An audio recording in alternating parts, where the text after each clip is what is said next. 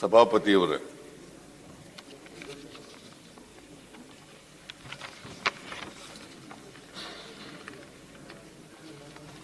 ನಿಯಮ 68ರ ಅಡಿಯಲ್ಲಿ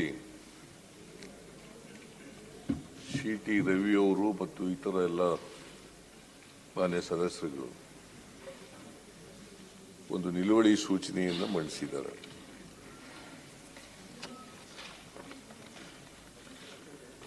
ಆ ನಿಲುವಳಿ ಸೂಚನೆಯನ್ನ ತಾವು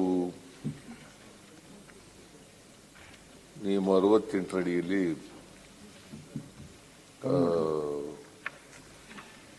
ಅದಕ್ಕೆ ಕನ್ವರ್ಟ್ ಮಾಡಿ ಚರ್ಚೆ ಮಾಡಲಿಕ್ಕೆ ಅವಕಾಶವನ್ನು ಕಲ್ಪಿಸ್ಕೊಟ್ಟಿದ್ದೀವಿ. ಭಾರತೀಯ ಜನತಾ ಪಕ್ಷದವರು, ಜನತಾದಳದವರು ಮತ್ತು ನಮ್ಮ ಪಾರ್ಟಿಯವರು ಕೂಡ ಅನೇಕ ಮಾನ್ಯ ಸದಸ್ಯರುಗಳು ಚರ್ಚೆಯಲ್ಲಿ ಭಾಗವಹಿಸಿದ್ದಾರೆ. ಚರ್ಚೆ ಸುದೀರ್ಘವಾಗಿ ಆಗಿದೆ. ನೀವು ಅವಕಾಶ ಮಾಡಿಕೊಟ್ಟಿದ್ದೀರಿ. ಭಾರತೀಯ ಜನತಾ ಪಕ್ಷದಿಂದ ಸಿ.ಟಿ. ರವಿ ಅವರ ಆದಿಯಾಗಿ 9 ಜನ ಮಾತಾಡಿದ್ದಾರೆ. 9 ಜನ ಮಾತನಾಡಿದ್ದಾರೆ. ಅದರಲ್ಲಿ ಸಿ.ಟಿ. ರವಿ ಅವರು ಬಹಳ ದೀರ್ಘವಾಗಿ ಮಾತನಾಡಿದ್ದಾರೆ. 2 ಗಂಟೆ 15 ನಿಮಿಷ.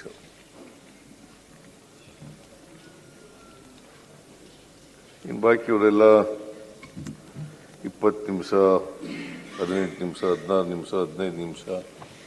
ರವಿಕುಮಾರ್ ಅವರು 35 ನಿಮಿಷ ಮಾತನಾಡಿದ್ದಾರೆ.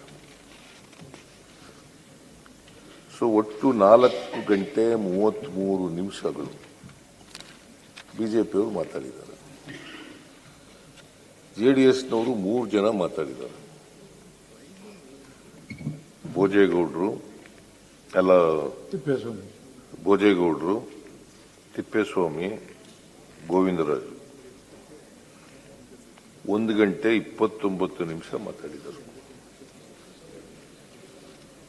ಕಾಂಗ್ರೆಸ್ನವರು ಕೂಡ ಐವನ್ ಡಿಸಾಜ್ ಅವರು,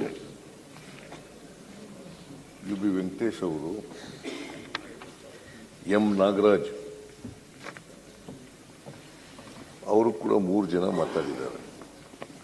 ಅವರು 1 ಗಂಟೆ 27 ನಿಮಿಷ ಮಾತಾಡಿದ್ದಾರೆ. ಒಟ್ಟು ಎಲ್ಲರೂ ಸೇರಿ 7 ಗಂಟೆ 29 ನಿಮಿಷಗಳು ಮಾತನಾಡಿದ್ದಾರೆ.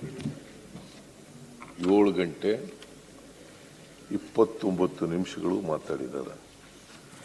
ಬಿಜೆಪಿಯವರೇ ಜಾಸ್ತಿ ಮಾತನಾಡಿದ್ದಾರೆ. ರವಿನ ಜಾಸ್ತಿ ಮಾತಾಡ. ರವಿ 2 ತಾಸು 30 ನಿಮಿಷ ಮಾತಾಡ. ಸಿ.ಟಿ. ರವಿ 2 ಗಂಟೆ 15 ನಿಮಿಷ 30 ನಿಮಿಷ.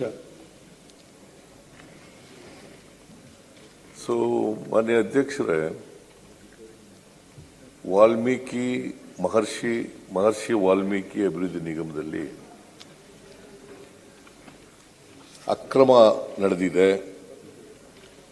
187 ಕೋಟಿ, ಅವ್ರ ಪ್ರಕಾರ 187 ಕೋಟಿ 33 ಲಕ್ಷ ಅಕ್ರಮ ಆಗಿದೆ ಅಂತೇಳಿ ಮಾತನಾಡಿದ್ದಾರೆ. ಅವರ ಇಡೀ ಆರ್ಗ್ಯುಮೆಂಟ್ ಅನ್ನು ನೋಡಿದಾಗ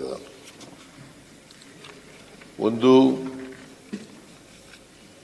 ಮುಖ್ಯಮಂತ್ರಿಗಳ ಅವರಿಗೆ ಕಳಂಕ ತರಬೇಕು, ಅವರಿಗೆ ಮಸಿ ಬಳಿಬೇಕು. ಇನ್ನೊಂದು ಉದ್ದೇಶ ಏನಪ್ಪಾ ಅಂತಂದ್ರೆ, ನಾವೆಲ್ಲರೂ ಕೂಡ ಪರಿಶಿಷ್ಟ ಜಾತಿ ಪರಿಶಿಷ್ಟ ವರ್ಗದವರು ವಿರುದ್ಧವಾಗಿದ್ದೀವಿ. ನಮ್ಮ ಸರ್ಕಾರ ಇದನ್ನ ರಾಜ್ಯದ ಜನರಿಗೆ ತಿಳಿಸಬೇಕು ಅಂತೇಳಿ ಸುಳ್ಳು ಆರೋಪವನ್ನು ಮಾಡಿದ್ದಾರೆ. ಸತ್ಯಕ್ಕೆ ದೂರವಾದಂಥ ಆರೋಪವನ್ನು ಮಾಡಿದ್ದಾರೆ. ಯಾವುದೇ ಅವರ ಆರೋಪದಲ್ಲಿ ಸತ್ಯಾಂಶ ಇಲ್ಲ. ಸತ್ಯಾಂಶ ಇಲ್ಲ.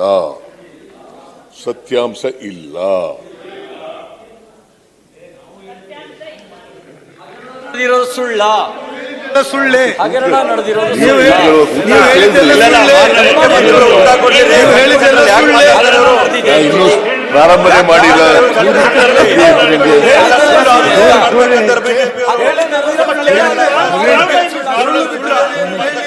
ಅಲ್ಲ,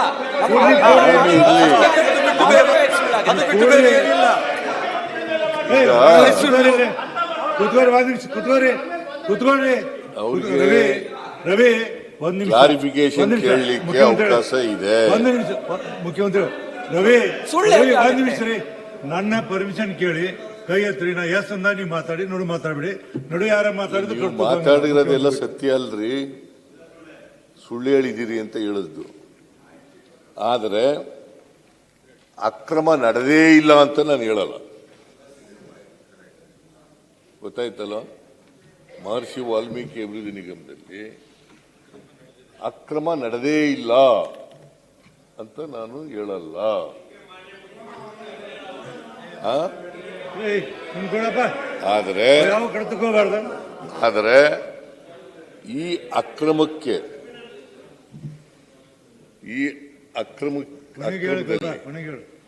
ಸರ್ಕಾರ ಆಗಲಿ, ಫೈನಾನ್ಸ್ ಡಿಪಾರ್ಟ್ಮೆಂಟ್ ಆಗಲಿ, ಸಿದ್ದರಾಮಯ್ಯ ಆಗಲಿ, ಇದರಲ್ಲಿ ಯಾವುದೇ ಸಂಬಂಧ ಇಲ್ಲ, ಅವ್ರ ಪಾತ್ರ ಇಲ್ಲ.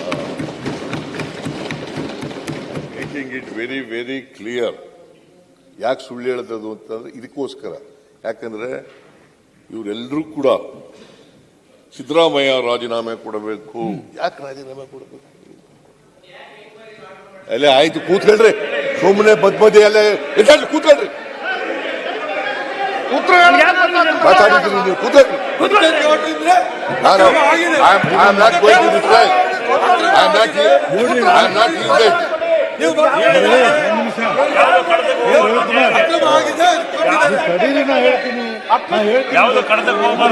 ಮಾತಾಡಿದ್ದೀರಿ, ಉತ್ತರ ಕೊಡ್ಬೇಕು. ನಾ ಹೇಳ್ತೀನಿ ನೋಡಿ ರವಿಕುಮಾರ್, ನಿಮಗೆ ಹೇಳಿ ನಾನು ನನ್ನ ಅನುಮತಿ ಇಲ್ದ ಮಾತಾಡಬಾರ್ದು ಅಂತ ಹೇಳಿ ನಡು ಎದ್ದು ಮಾತಾಡಿದ್ರೆ ಕಡ್ತಕ್ಕೆ ಹೋಗಂಗಿಲ್ಲ. ನಡು ಡಿಸ್ಟರ್ಬ್ ಮಾಡಿ ಮುಗಿದ್ಕೊಂಡು ಪಾಯಿಂಟ್ ಮಾಡ್ಕೋರಿ. ಮುಗಿದ ನಂತರ ಕೇಳಿ. ಈಗ ಮಾತಾಡ್ಬಿಡಿ, ಕೂತ್ಕೊಳ್ಳಿ. ಕೂಡಿ ನಾ ಕೊಡೋದಿಲ್ಲ, ನಾ ಅಲೋ ಮಾಡಂಗಿಲ್ಲ. ಮಾತಾಡಿ, ಕೂಡಿ. ಅಲ್ಲ ಸಭಾಪತಿಗಳಿಗಾದ್ರೂ ಗೌರವ ಕೊಡ್ರಿ.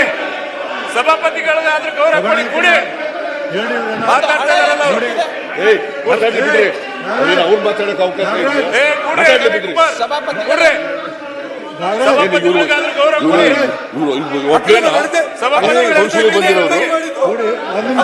ಅವ್ರಿಗೆ ಎಷ್ಟಾಗಿದೆ ನೋಡಿ. ನೋಡಿ ನೀವು ಮಧ್ಯ ಅವರು ಮಧ್ಯ ಹೇಳ್ತಾರೆ. ಕೇಳಿ ಸಭಾಪತಿಗಳೇ, ಯಾಕೆ ಹೇಳ್ತೀರಿ ನೀವು? ಮೊನ್ನೆ ಸಿಟಿ ರವಿ ಅವರು 1.5 ಗಂಟೆ 2 ಗಂಟೆ ಮಾತಾಡಿದ್ರೆಲ್ಲ ನಮ್ಮ ಸದಸ್ಯರು ಗೊತ್ತಿದ್ದಿಲ್ವಾ? ಮುಖ್ಯಮಂತ್ರಿಗಳು, ರಾಜ್ಯದ ಮುಖ್ಯಮಂತ್ರಿಗಳು ಮಾತಾಡಬೇಕಾದ್ರೆ ಮಾತಾಡುವಂತದ್ದು ಏನು ಅವಶ್ಯಕತೆ ಇದೆ ಅವರಿಗೆ? ಏನಾರಾಜ್ ಉತ್ತರ ಕೊಡ್ತಾ ಇದ್ದಾರೆ. ಎದಕ್ಕೆ ಹೇಳ್ತೀರಿ ನೀವು? ಎದಕ್ಕೆ ಹೇಳ್ತೀರಿ? ಮುಖ್ಯಮಂತ್ರಿಗಳು ಅಸಹಾಯಕರಾಗಿದ್ದಾರೆ, ಹಾಗಾಗಿ ಸಪೋರ್ಟ್